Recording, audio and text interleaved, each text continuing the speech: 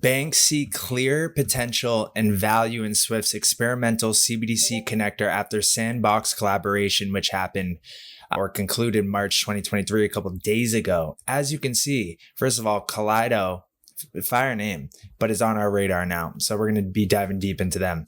But join our partners: Amazon Web Service, Azure, Polygon, Consensus, Chainlink, Quorum, Ethereum Enterprise Alliance, R3, Hyperledger Foundation, the Linux Foundation, MIT, Accenture, Ernst & Young, Deloitte. I love seeing stuff like this because in our course programs, right? Gartha is absolutely heat. And Gartha is the first program you go through. And there's over 100 videos in this one, and it literally walks you step by step perfectly. And from not knowing nothing about crypto, from going from A to Z and understanding it to a T, I'm telling you, it's like I put all the past 7 years all into one very detailed, step-by-step, methodical course program. And in here, one of the ones I think it was like consortiums to watch out for and like to pay attention to. And most of these ones that are outlined here with Kaleido, that was kind of partnered with Swift on this CBDC sandbox kind of initiative, like all those ones are kind of what we said to watch out for. Like, and this has been the case since 2017, and it continues to be now. So that's what we're seeing, and we're seeing how they got it set up. RTGS, R3 Corda, Quorum. You have the different kind of connectors in here, Swift's Enhanced Platform, CBDC Pilot Network. So we're going to be diving into Kaleido. So now let's go to the next thing. We have SBI R3 Japan continues to prove the power of Corda. We're delighted to be part of the Green X Digital Consortium, developing a solution to track and share CO2 emissions using R3 Cordas alongside other players. So NRI and the 15 companies of the Green Digital Consortium conduct successful proof of concept for CO2 emissions data exchange. This was back like a month ago. And if we go down here, this is Japan. And basically the experiment concluded on December 22nd. I'm going to have to dig deep into kind of the overall kind of experiment here. I don't know if this is kind of like a detailed report on it, but I'll definitely dig deep into it because it's everything, Zanj, we can't forget that. And just the green transition, the energy transition and decarbonization. That's basically kind of one of the ways that this could pan out. And if we go down here, it talks about it's scheduled to begin service in 2023. So I'm very curious to see when that's supposed to happen. But it was conducted over 2 groups and a version installed on an Oracle blockchain tabled by Oracle and a version installed on Corda by SBI R3. I think Oracle is like tied up with HBAR, if I remember correctly. And we all know who's tied up with Corda and SBI and R3. So the success of the experiment means that going forward, we expect that many enterprises will choose solutions and move forward with visualizing their emissions, and that push towards starting supply chain emissions data will accelerate.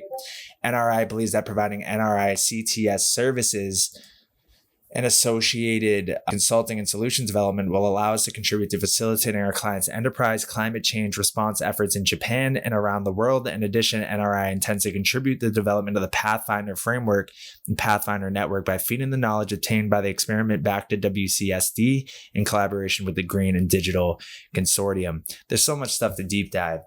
Love it. Love to see it. So we're getting a ton of things and kind of just like information that we can kind of patch together to create a picture here for the future. So Digital Real pilot to run on Ethereum compatible permission blockchain. According to the Central Bank of Brazil, the Digital Real pilot project will use an Ethereum compatible permission blockchain for the issuance of the tokenized version of the country's currency. Hyperledger BSU, the open source platform elected for the test, will allow the project to run without any licensing costs and to deal with maintenance costs later if the platform is definitely chosen. Tokenized Digital Real pilot to use Ethereum compatible Hyperledger BSU, and they're looking to launch it or deliver a working version for the end of 2024, according to the report. So the central bank of the country chose Hyperledger BSU, and they're going to do a tokenized version of the Digital Real. And if we go down, let's see, I don't think that it's a total nod to the DeFi world because that would mean giving up a lot of controls that the central bank would never want to have. 2-tier structure. So the final structure of the digital real will include a two-tiered system in which the real currency will only be managed by authorized institutions. The regulatory framework will be the current one to avoid asymmetries in relation to what exists today. That will serve more for interbank transactions, and the tokenized real will be kind of a stablecoin issued by banks. Boom. So we have the wholesale retail. It's all we're seeing. The digital real structure allows banks to keep their functions in the systems and answers to a series of privacy and compliance worries. However, other CBDCs like the Chinese digital yuan deliver the actual currency to its users and can be used directly to make and receive payments via a digital wallet. There we go. Then we have this digital Iranian real. That's funny. That's weird. You got the real and then the real. News today. Iran's crypto real project enters trial phase. So the pre-trial stage of the project to introduce a digital Iranian real has been completed successfully, the country's central bank announced. The authorities in Tehran plan to expand the use of the state-backed currency and integrate it into Iran's payment system. And let's go down. So the issued currency was distributed among national and commercial banks, which have the necessary infrastructure and are ready to provide relevant services to the public. The rules governing the digital real are consistent with the rules for real banknotes. Besides its digital currency, the Central Bank of Iran has been considering the potential creation of a gold-backed stablecoin for use in international settlements. The topic has been discussed with officials from Moscow, according to reports in the Russian press earlier this year. Both nations are sanctioned by Western governments.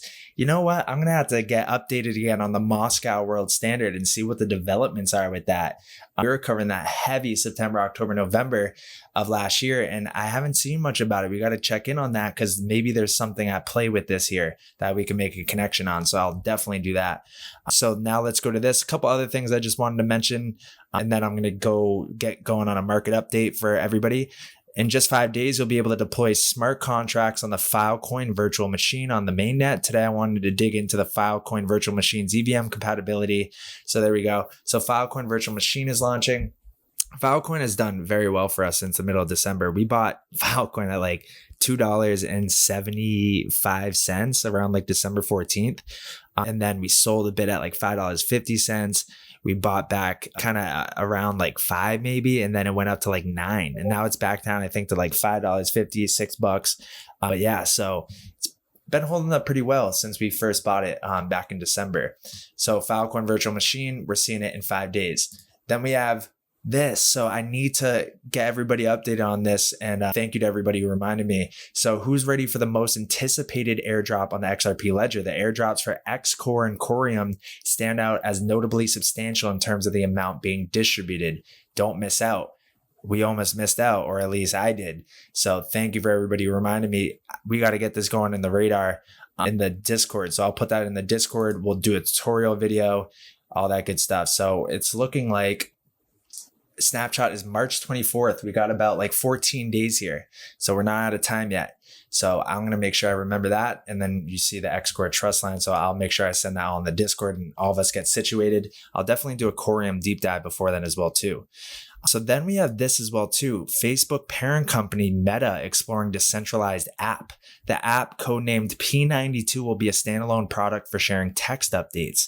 I think this is pretty cool. So Meta Platforms, the parent company of Facebook, is working on a decentralized text-based app. The app will be a standalone product for sharing text updates, according to the report.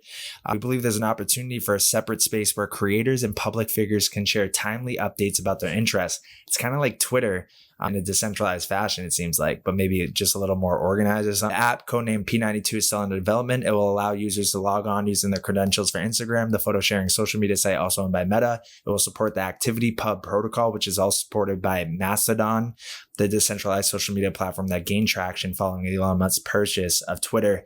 Mark Zuckerberg's social media empire changed its corporate name from Facebook to Meta. Yeah, so there we go. So, and then another thing I wanted to share, which I'm going to save for another video. Arthur Hayes always does like a good like breakdown of the macro economy and stuff like that. I'll save that. And then there's some other things as well too that I wanted to share, but I'll get to that in another video. So come join the Discord. Link will be in the bio. Subscribe, hit the notification bell, get updated in real time when I drop these market updates, newsletters, and deep dives. think I'm on like newsletter number 3 today. So now it's time to get into a market update, get you guys situated with that. And then it's back to deep diving, back to newsletters because there's a whole lot of it. Exciting times. And I'll see you guys in the Discord and in the next video.